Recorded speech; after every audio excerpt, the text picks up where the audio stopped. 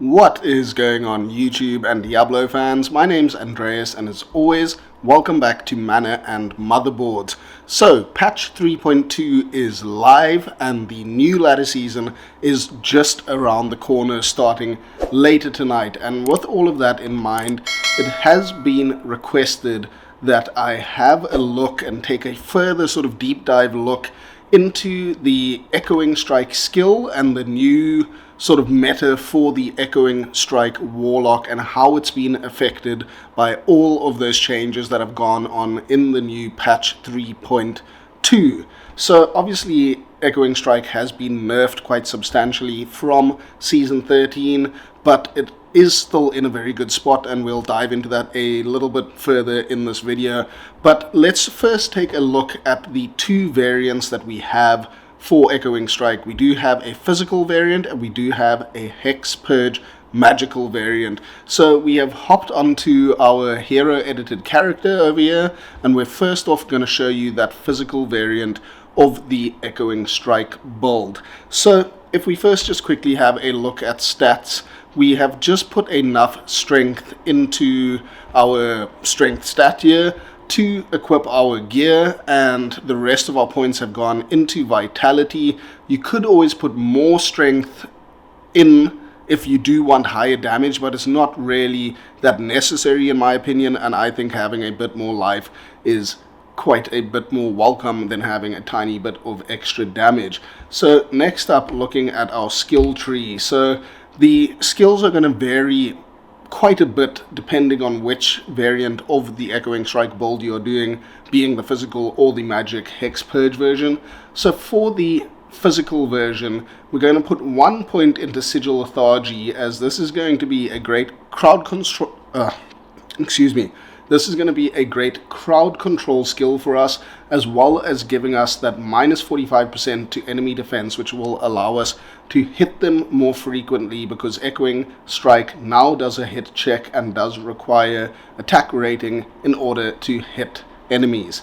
So for the physical variant, we're going to put 1 point into Levitation Mastery. We're going to max out Echoing Strike, max out Blade Warp. We're going to get down to Mirrored Blades and max out Mirrored Blades. We're going to put a 1 point wonder into Hex Purge and Hex Bane.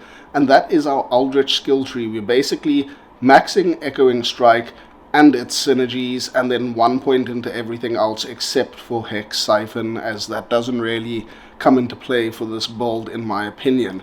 Then in the Demon skill tree, we don't have all that many points to put in here, but overall what you are wanting to do is put 1 into everything, and then you're going to put 5 base points into Demonic Mastery, or get it to a base point of 5, so that we can have 2 demons out, because we are going to want to consume a Goat Man for that little bit of extra ED that provides when we consume it.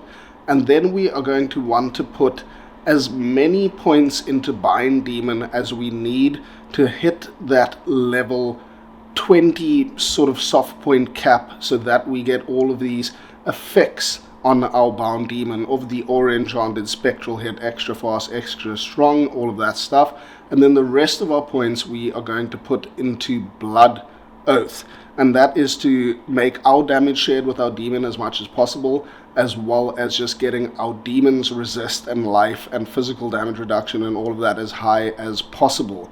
So that's it for the skills.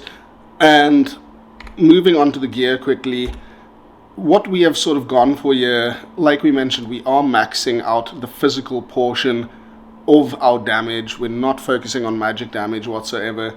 And I think Fortitude in an Ethereal Thundermaul is a nice sort of balance for this.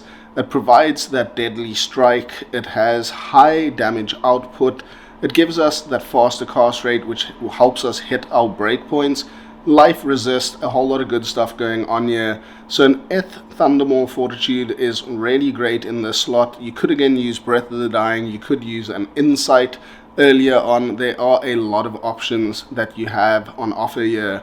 Then for our helm, we're going for our Hull Wardens, because it gives us that 1 to all skills, 20 faster cast rate, and we are able to put one of those protector stones in there to get more physical damage out of the build in general. Then for our amulet, we're using High Lords for the +1 to skills as well as the Deadly Strike. Arsdal Mephistos with an in it, the for the extra resistances, and Arsdal Mephistos is just generally your best in slot item for your offhand because it allows you, being a tome or a book, to use a big two-hander in one hand, and it also provides us with warlock skills, faster cast rate, faster hit recovery, very importantly that enhanced damage, and another little bonus is that minus to enemy magic resistance, because we do get a little bit of magic damage from our 1.1 Hex Purge. So then moving on, we've got Enigma. It's just great for the mobility, the extra skills, all of the good stuff. Enigma is just best in slot for basically every build on the Warlock at the moment. We then have a Gore Rider's Boots for that Deadly Strike, the faster run walk, a great melee option and physical damage option. We got Arachnids for our belt. We then have a Bull Kathos for the 1 to all skills and the Life Leech. We then have a Mana Leech Ring with some faster cast rate to hit our breakpoint, and Trangul's Claws, also just so we can hit our breakpoints. We then have a Call to Arms and a Spirit on our offhand, and we have an inventory of Eldritch Skillers, which I think are going to be your best bet in terms of your inventory of charms. We also have a Bone Break Sundered Charm to sunder any immunities, but we do also get our amp damage from our demon. We've got some auras, small charms, and then a torch and an Annie. So that's our whole gear setup. Quickly moving on to our Merc, we are going to want to Act 2 Merc with Might to get the extra damage from Might. We're going to want a Pride weapon on there to get that concentration aura. We're also just giving him Chains of Honor for the Life Leech and all the other good stats going on there, as well as a Cure Helm just for that cleansing aura, which also helps out a bit. You could put an Andariel's here, a Tull Rushes there, a Vamp Gaze, lots of options. I just like Cure. So also for our demon, we just bound a Hull Witch, which you can get in, I think it's called the Abaddon in the Frigid Highlands of Act 5. These cast their own amp damage curse, and that allows us to do a lot more physical damage by reducing the physical resistance of our enemies, and it casts this by itself, so we don't have to go out and find a cursed demon and bind it and all of that. And with how we put our points into bound demon, we only sort of need a few points into it, not to go get super uniques or anything like that. So this is going to cast amp damage on its own. It doesn't do it all that frequently, but it's not bad either, and it's just a nice simple way to get amp damage. And we also rolled Fanaticism on there for that little extra boost in damage.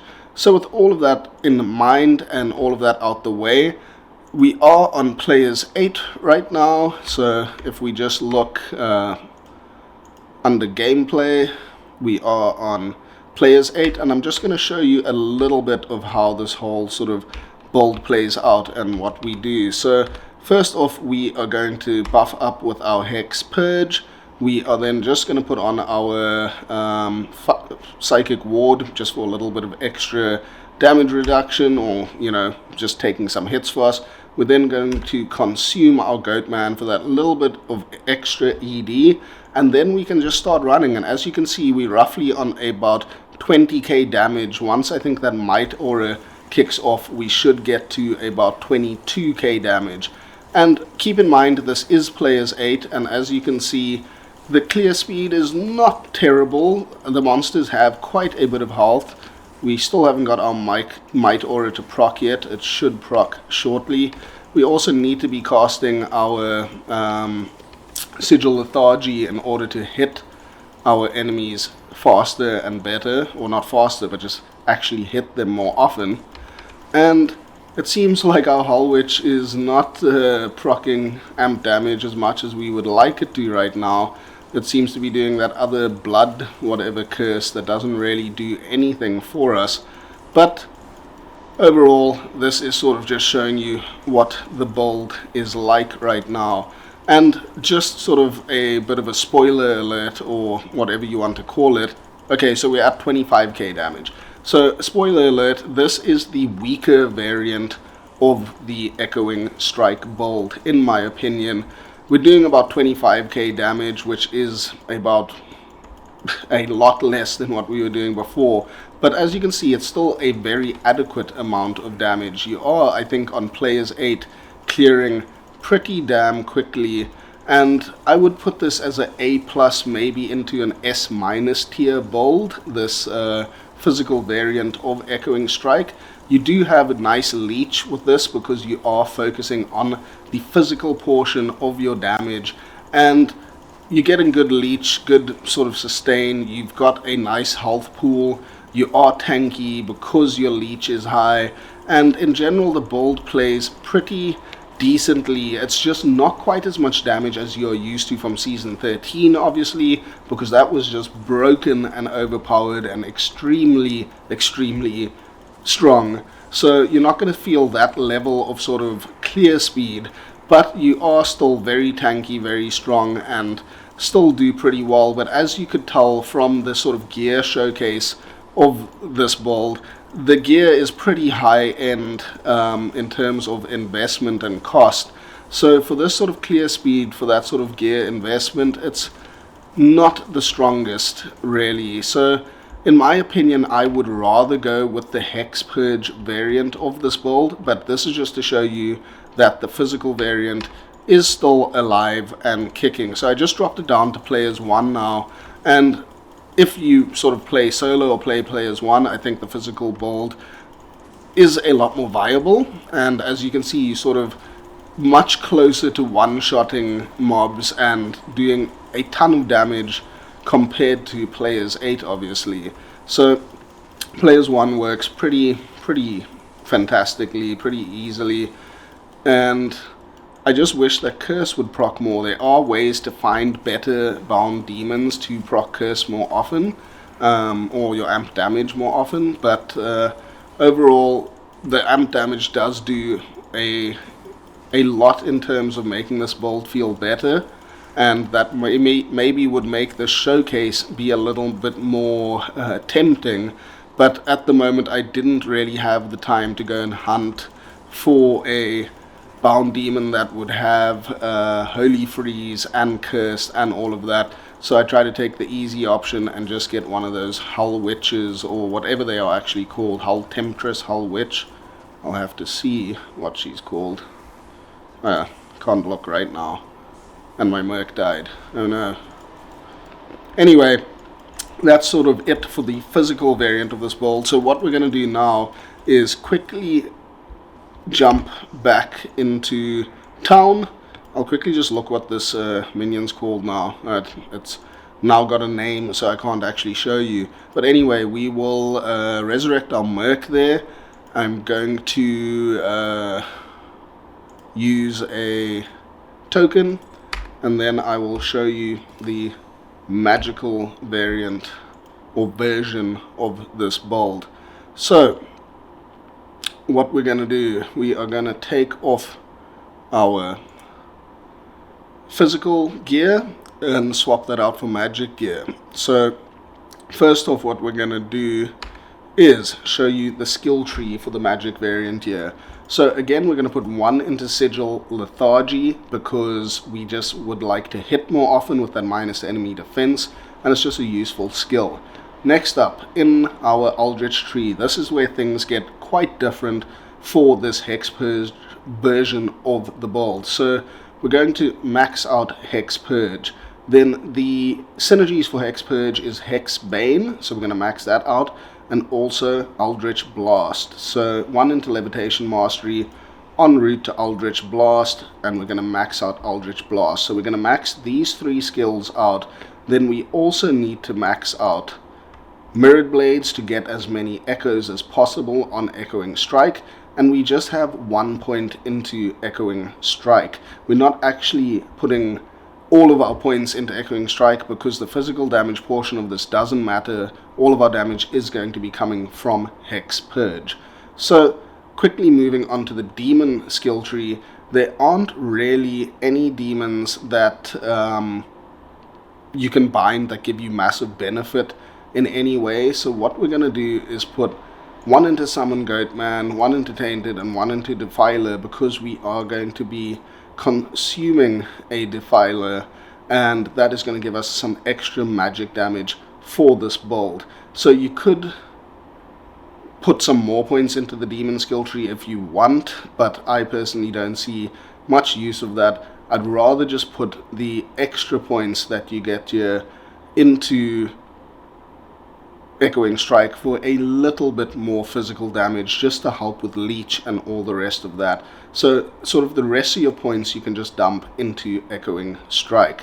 So for the stats, again, it's just enough strength to wear our gear, and we are going to be using Wraith Step boots and a Spirit Monarch, so we are going to need a fair amount of strength there. That should be enough, I think. So we're going to put on our Wraith Step, we are going to put on our Geeds, going to put on a Mars because we don't need that Deadly Strike as much anymore. We also are going to use a Sling Ring and an Opal Vein, and I just want to check what my we're also going to use a magic resistant or a Hull Wardens with a Guardians or Guardians Light, something like that, the one that the Magic Ancients Jewel. So I just want to quickly see what our faster cast rate is here. It is at 135, so we're over the breakpoint there. And what you could do, or something that is an option, we need a little bit more strength there. There we go. I just want to see that I'm able to use all of my gear. So this is going to be our sort of setup for this version and this variant. I'm going to take off this Bone Break because we don't need that, and then I'm just going to put another Eldritch Skiller there. And yes, so getting into the sort of meat and potatoes of the Hex Purge sort of variant here. So we showed you what the skill tree is like. Again, it's that same sort of setup for your skills, I mean your stats. So again, just putting as much into Vite, or as much into strength for your gear, and then the rest into Vite. And then the gear goes as follows. We are using a Fortitude again. You can use an Obsession, you can use a Void Rune Word, you can use an Insight again. I think Fortitude tends to work pretty well. We're using Hull Wardens again.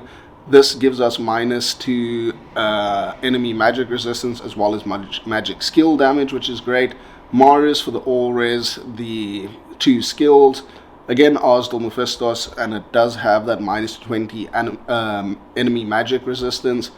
Enigma, Geed's Wager is just a little bit better than Arax in my opinion. It gives you more utility, more defensive stats, and that minus to enemy magic resistance, which kind of makes up for the 1+1 to skills that you lose with Arax. 1 to Eldritch skill, Wraith Steps. We've got an Opal Vein for that faster cast rate with magic damage. And then we also have a Sling Ring, and then we have Trangs for that faster cast rate. Again, just Call to Arms and Spirit on your offhand. And then Eldritch Skillers, Annie, Torch, All-Res, Small Charms. That is how we are looking. Then for your Mercenary, we don't need Pride, so we can put an Insight on him instead. And